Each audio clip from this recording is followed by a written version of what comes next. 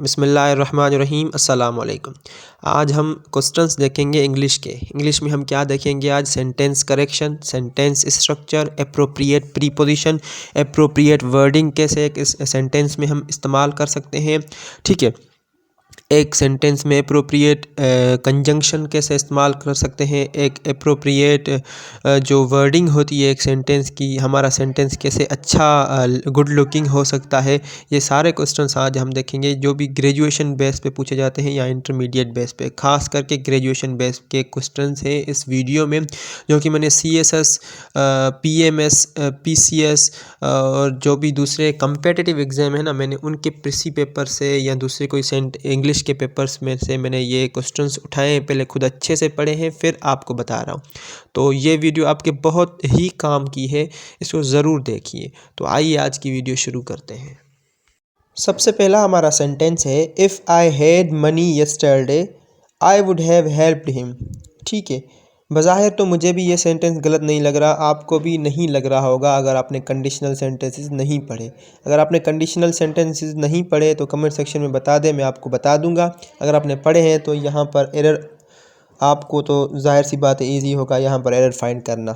ठीक है, वैसे तो कंडीशनल सेंटेंसेस 4 होते हैं, zero conditional, first conditional, second conditional and third conditional. ये कंडीशनल सेंटेंसेस होते हैं, एक कंडीशन को बयान करते हैं। अब यहाँ पर ये हमारा जो सेंटेंस है ये है थर्ड कंडीशनल का। यहाँ पर पहले इफ़ वाले क्लास में हमें पास्ट परफेक्ट लगाना है और सेकंड क्लास में हमें क्या करना है, वुड हैव के साथ वर्ब की थर्ड फॉर्म लगानी है। अब यहाँ पर सब कुछ परफेक्ट है, लेकिन यहाँ पर सिर्फ एक गलती है इस सेंटेंस में। यहाँ पर हेड के बाद देखिए मनी लिखा हुआ है। ठीक है, अब यहाँ पर हमारा हेल्पिंग वर्ब तो है, यहाँ पर मेन वर्ब मिसिंग है। ठीक है, to have money, to have money means मेरे पास यस्टरडे को मनी थी, हैव मनी। ठीक है, अब यहाँ पर हमें मेन वर्ब लगाना है तो हमारा सेंटेंस करेक्ट हो जाएगा। ठीक है, इफ़ आई हैड मनी, अब यहाँ पर क्या हो गया, हैव का जो हमारा थर्ड फॉर्म है, हैव की जो पास्ट पार्टिसिपल फॉर्म है वो हेड है। ठीक है, तो हमें हेड लगाएंगे तो हमारा सेंटेंस करेक्ट हो जाएगा। तो हमारा सेंटेंस करेक्ट क्या होगा, if I had money yesterday I would have helped him. ठीक है, एक और एग्जांपल मैं आपको बता देता हूँ, जैसे if I had worked hard I would have pass the exam. ठीक है, इफ़ आई हैड वर्कड, देखें हेड के बाद ये हमारा हेड है, हमारा हेल्पिंग वर्ब, और वर्कड हमारा जो है वर्ब की थर्ड फॉर्म है। If I had worked hard, ये हमारी कॉमा आ गई, और दूसरे क्लॉज में I would have pass the exam, मैं एग्ज़ाम पास कर चुका होता। ठीक है, अगर हम इफ़ सामने लगाएंगे, अगर हम इफ़ से सेंटेंस स्टार्ट करेंगे तो हम पहले क्लास के बाद कॉमा लगाएंगे। अगर हम इसी सेंटेंस को उल्टा कर देंगे तो हमारी कॉमा ख़त्म हो जाएगी। ठीक है, वो कैसे, I would have pass the exam if I had worked hard. ठीक है, बीच में कोई भी कॉमा नहीं आएगी। ये होते हैं कंडीशनल सेंटेंसेस, इसके कुछ रूल होते हैं, ये आप ज़रूर पढ़ लीजिएगा, ये बहुत ही इम्पॉर्टेंट है। अगला हमारा सेंटेंस है, abundant people watch the final match. ठीक है, ये सेंटेंस मुझे भी परफेक्ट लग रहा है, आपको भी परफेक्ट ही लगेगा, क्योंकि वो हमारे सेंटेंस देते ही ऐसे हैं जो हमें परफेक्ट लगे पहले ही नज़र में। लेकिन अगर हमारी क्रिटिकल एनालिसिस ठीक है तो हम उससे एरर फाइंड कर लेंगे, वगैरह हम तुक्के ही लगाएंगे टेस्ट में। अब यहाँ पर क्या हो रहा है, जिस वर्ड से सेंटेंस स्टार्ट हो रहा है अबंडेंट, अबंडेंट हम उस चीज़ के लिए इस्तेमाल कर रहे हैं जिस चीज़ का हम मिकदार बताएं। ठीक है, मिकदार काउंटेबल नाउन्स का कभी भी नहीं बताया जाता। अब पीपल आगे लगा हुआ है तो पीपल क्या है, पीपल काउंटेबल नाउन है। अब इसमें हमें सेंटेंस करेक्शन तो करनी है, लेकिन हमें अप्रोप्रिएट एक ऐसा सेंटेंस बनाना है जो कि मतलब देखने में भी सेंसेबल लगे और मतलब लिखने में भी अच्छा हो। अब इसका अच्छा और सही सेंटेंस क्या होगा, हम अबंडेंट को हटाकर या तो हम लगाएंगे countless people watch the final match, या इसको और अच्छा करने के लिए हम क्या लगाएंगे, many people watch the final match. क्योंकि अबंडेंट हम मिकदार के लिए इस्तेमाल करते हैं, मैनी काउंटलेस, काउंटलेस मीन्स हम उनको काउंट कर सकते हैं। Many people watch the final match. अब हमारा सेंटेंस गुड हो गया, गुड लुकिंग सेंटेंस। अगला हमारा सेंटेंस है, he plays not only cricket but also sings well. अब यहाँ पर नॉट ओनली और बट आल्सो का इस्तेमाल हमें अच्छे से करना है, सही से करना है, हमें अपना सेंटेंस करेक्ट करना है। ठीक है, he plays not only cricket but also sings well. अब इसमें हमें एक चीज़ देखनी है, एक एरर फाइंड करनी है। अब यहाँ पर देखें, प्लेज के बाद नॉट ओनली आ रहा है। ठीक है, नॉट ओनली के बाद ऑब्जेक्ट आ रहा है। ठीक है, ऑब्जेक्ट हमारा क्या है, क्रिकेट। और बट आल्सो के बाद वर्ब आ रहा है सिंग्स, ठीक है, जो कि सिंगुलर हमारी वर्ब है। यहाँ पर क्या होता है, अगर नॉट ओनली के बाद कोई एक ऑब्जेक्ट आ रहा है बट आल्सो के बाद एक और चीज़ आ रही है, तो ये हमारा सेंटेंस स्ट्रक्चर गलत हो जाएगा। नॉट ओनली के बाद अगर हमारा वर्ब आ रहा है तो हमें बट आल्सो के बाद भी वर्ब ही लगानी पड़ेगी, उसकी भी सिंगुलर फॉर्म, ठीक है। तो यहाँ पर एक जगह हमारा वर्ब के पहले आ रहा है, एक जगह हमारे वर्ब के बाद आ रहा है। अब यहाँ पर इस सेंटेंस को हमें करेक्ट कैसे करना पड़ेगा, बट आल्सो के बाद देखिए अब सिंग्स आ रहा है, तो हमें नॉट ओनली के पहले भी नॉट ओनली के बाद भी वर्ब ही लगानी पड़ेगी। इसका करेक्ट सेंटेंस क्या होगा, he not only plays not only के बाद वर्ब आ गई plays cricket, but also sings well, but also के बाद भी देखें वर्ब आ गई, वर्ब की सिंगुलर फॉर्म आ गई क्योंकि ये सिंगुलर सेंटेंस है। Not only, he not only plays cricket but also sings well, he not only plays violin but also plays cricket, ठीक है। ऐसे ये हमारे एक ऐसे कंपोनेंट्स होते हैं दो जो कि एक जैसी चीज़ों को शो करते हैं, तो अगर हम उनके बाद एक जैसी चीज़ें लगाएंगे तो हमारा सेंटेंस करेक्ट हो जाएगा। अगला हमारा सेंटेंस है, we will have done our work before our parents will have come. अब इस सेंटेंस में खिचड़ी पक गई है। इस सेंटेंस में बहुत सारी हमें मिस्टेक्स फाइंड करनी पड़ेंगी। अगर कोई एक भी मिस्टेक रह गई तो हमारा सेंटेंस गलत हो जाएगा। ऐसे लंबे सेंटेंस वो देते हैं ताकि बंदा एक गलती तो निकाल ले, दूसरी भी निकाल ले, लेकिन तीसरी में वो गलती कर जाए। अगर आपकी क्रिटिकल एनालिसिस, आपकी sentence correction, sentence structure, appropriate preposition सब चीज़ें अच्छी तरह से पढ़ी होंगी तो आप अच्छे तरीके से ये फाइंड कर लेंगे। एक और चीज़, आपकी एप्रोप्रिएट वर्डिंग भी हो, ठीक है। अब कुछ ऐसी वोकेबलरी होती है जो एक मखसूस जगहों पर यूज़ होती है, ठीक है। आप मिलिट्री की वोकेबलरी इकोनॉमी में नहीं यूज़ कर सकते, इकोनॉमी की वोकेबलरी आप पॉलिटिकल साइंस में नहीं यूज़ कर सकते। जैसे करंट डेफिसिट, ये आप दूसरी चीज़ों में नहीं यूज़ कर सकते क्योंकि ये बैंकिंग की लैंग्वेज है, ये इकोनॉमिक्स की लैंग्वेज है। तो एक एप्रोप्रिएट वोकेबलरी होती है हर चीज़ की। अब इस सेंटेंस को हम देख लेते हैं। पहली गलती तो ये है कि ये शय तय है कि अगर हमारा एक क्लॉज फ्यूचर में है तो दूसरा क्लॉज हमारा फ्यूचर में नहीं हो सकता, ठीक है। अब यहाँ पर देखें, हमारा पहला जो क्लॉज है, we will have done our work, ठीक है, ये हमारा है फ्यूचर परफेक्ट में। तो अब एक रूल याद रखें, अगर एक सेंटेंस हमारा फ्यूचर परफेक्ट में है तो हमारा दूसरा जो सेंटेंस है वो हमारा प्रेजेंट सिंपल में चला जाएगा। एक सिंपल सी बात आप ये याद रख लें, ठीक है। हमारी एक बात तो क्लियर हो गई, ठीक है। पहला क्लास हमारा फ्यूचर में होगा तो दूसरा क्लास हमारा प्रेजेंट सिंपल में होगा, ठीक है। अब यहाँ पर इस सेंटेंस को हम बारी बारी सॉल्व करते हैं। देखें, we will have done our work, ये हमारा हो गया एक क्लास, ठीक है। अब यहाँ पर डन जो है वो थोड़ा सा नामुनासिब लग रहा है, ठीक है। अब इसकी एप्रोप्रिएट एक वोकेबलरी होती है हर चीज़ की। अगर कोई काम हम ख़त्म कर दें, अगर कोई काम हम पूरा कर दें तो डन से ज़्यादा एप्रोप्रिएट हमारा वर्ड कौन सा होता है, वो होता है कंप्लीट। अब यहाँ पर अगर हम डन की जगह कंप्लीट लगा दें, ठीक है, तो हमारा सेंटेंस एक अच्छा लुक देगा, ठीक है। अब यहाँ पर एक क्लॉज हमारा सोल्व हो गया, we will have completed our work, ठीक है, ये हमारा एक क्लॉज हमारा कंप्लीट हो गया।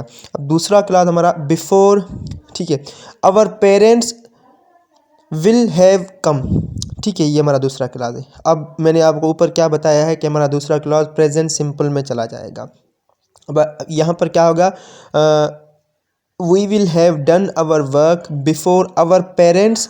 अब यहाँ पर कम जो हमारा वर्ड है वो थोड़ा सा इनअप्रोप्रिएट लग रहा है मुझे, और वैसे भी लगेगा ही, क्योंकि कम से ज़्यादा अप्रोप्रिएट वर्ड हमारा होता है अराइव। कहीं पर हम पहुँच जाएं, कहीं पर कोई पहुँच जाए तो उसकी जगह पर हम अगर अराइव लगाएंगे तो वो कम से जो कम हमारा वर्ड है उससे थोड़ा कम ऑकवर्ड लगेगा और अप्रोप्रिएट भी लगेगा। अब इसका करेक्ट सेंटेंस क्या होगा, बिल्कुल ही वेल स्ट्रक्चर्ड और गुड लुकिंग सेंटेंस ये होगा, we will have completed our work before our parents arrive.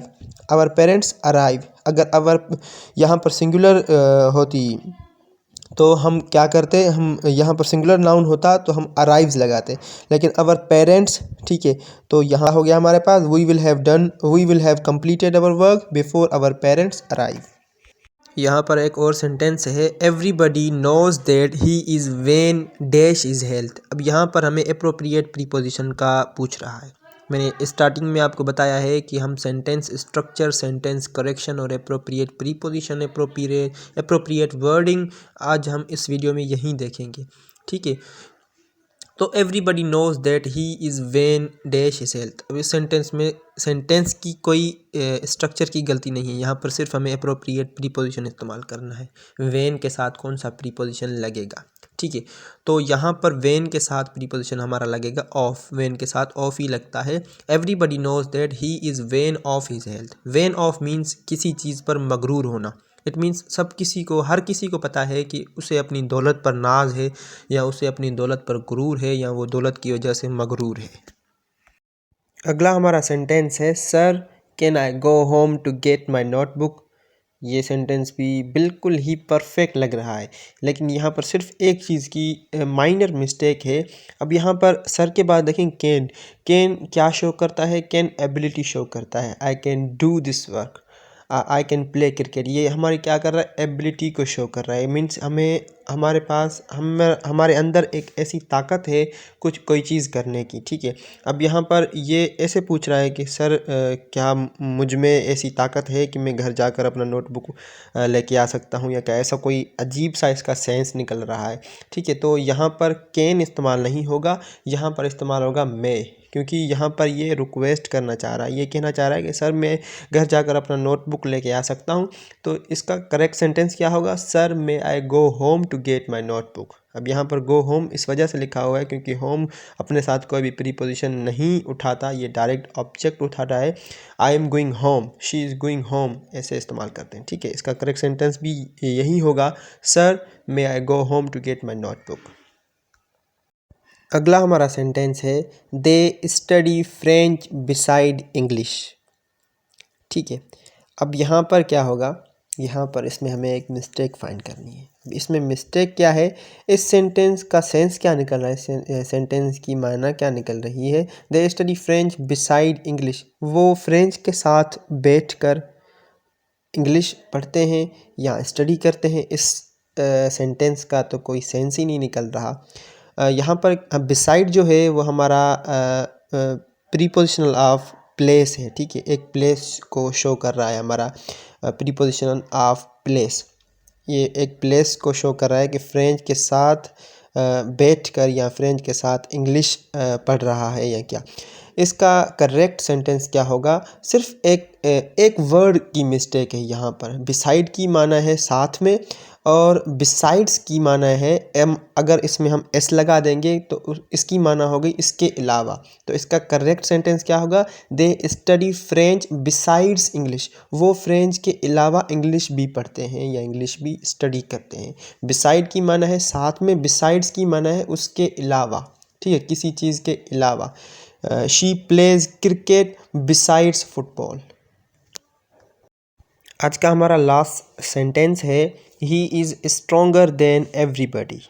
ठीक है, ये सेंटेंस तो बिल्कुल ही परफेक्ट लग रहा है, कोई इसमें मिस्टेक नहीं लग रही है। लेकिन यहाँ पर एक छोटा सा रूल फॉलो होगा, वो ये है कि जब भी हम एक सेंटेंस में दो या दो से ज़्यादा चीज़ों की कंपैरिजन करते हैं तो हम देन लगाते हैं। ठीक है, अगर उसी देन के बाद हम इंडेफिनेट प्रोनाउन लगा रहे हैं। इंडेफिनेट प्रोनाउन हमारा एवरीबडी इंडेफिनेट प्रोनाउन है। एवरीबडी, समबडी, ये हमारे इंडेफिनेट प्रोनाउन है और हमारा यहाँ पर ऑब्जेक्ट भी है। अब यहाँ पर एक रूल फॉलो होगा, वो कौन सा होगा? जब भी हम कंपैरिजन के सेंटेंस में देन के बाद इंडेफिनेट प्रोनाउन लगाते हैं तो उसमें क्या करते हैं हम? उसमें ये करते हैं कि जो भी हम इंडेफिनेट प्रोनाउन यूज़ किया है उसके बाद एल्स को यूज़ करते हैं। ठीक है, तो इसका करेक्ट सेंटेंस क्या होगा? He is stronger than everybody else, he is weaker than everybody else, the city seems to be dirtier than everywhere else. यहाँ पर क्या होगा? हम इंडेफिनेट प्रोनाउन के बाद एल्स लाजमी इस्तेमाल करेंगे अगर हमें अपना सेंटेंस करेक्ट करवाना है। अगर गलत करवाना है तो फिर कहीं पर भी कुछ भी इस्तेमाल कर दें, कोई मसला नहीं है। तो ये थी आज की अहम तरीन वीडियो। आई गेस मेरे चैनल पे इससे ज़्यादा अहम वीडियो, इट मीन्स जो क्वालिटी ऑफ कंटेंट है, तो इस वीडियो में वो सबसे ज़्यादा है। क्योंकि ये जो सेंटेंस करेक्शन मैंने आपको बताए हैं या मैंने आपको जो एप्रोप्रिएट प्रीपोजिशन एप्रोप्रिएट वर्डिंग जो आपको बताई है वो मैंने खुद अच्छे से स्टडी की है। मैंने CSS के पास पेपर प्रिसी के पेपर से सेंटेंस करेक्शन उठाए हैं। मैंने FPSC PPSC Punjab public service commission Balochistan public service commission KP के जो भी है Khyber Pakhtunkhwa public service commission उनमें से जो भी सेंटेंस करेक्शन के क्वेश्चंस थे, जो भी एप्रोप्रिएट प्रीपोजिशंस के क्वेश्चन थे वो मैंने सॉल्व करके अच्छे से खुद पहले पढ़े हैं फिर आपको बताए हैं। क्योंकि मैंने अपने पहली वीडियो में यही बोला था कि मैं जो भी पढ़ूंगा वो आपको बताऊंगा। ठीक है, मैं आपको पढ़ा नहीं रहा, मैं क्या कर रहा हूँ सिर्फ जो पढ़ रहा हूँ वो आपको बता रहा हूँ। इट मीन्स मेरा भी भला हो रहा है, मेरी भी रिपीटेशन हो रही है, आपका भी काम हो रहा है। तो कोई ऐसे जज ना करे, एज अ टीचर मुझे जज ना करे, क्योंकि मैं भी स्टूडेंट ही हूँ। मैं जो पढ़ रहा हूँ वो आपको बता रहा हूँ। ठीक है, तो इन सेंटेंसेस को अच्छे से देख लें। अब STS की सिल्फ्स भी अपलोड हो गई हैं ग्रेजुएशन की, क्योंकि ये क्वेश्चन ग्रेजुएशन बेस पे अच्छे तरीके से पूछे जाते हैं भाई। ऐसे सेंटेंस की खिचड़ी बनाकर पूछते हैं तो बंदा कंफ्यूज हो जाता है कि क्या कहाँ से मिस्टेक निकाले। तो इस वीडियो को अच्छे तरीके से देखें, इस रूल को पढ़ें। अगर आपने ये रूल्स नहीं पढ़े, कंडीशनल सेंटेंसेस नहीं पढ़े तो वो कमेंट सेक्शन में ज़रूर बता दें। तो उम्मीद करता हूँ ये वीडियो आपके बहुत ज़्यादा काम आएगी, क्योंकि टेस्ट भी नज़दीक आ गई हैं। इंग्लिश की और मैथ की ज़रूर प्रैक्टिस किया करें। मिलते हैं अगली वीडियो में, अपना ख्याल रखिए। तब तक के लिए खुदा हाफिज़।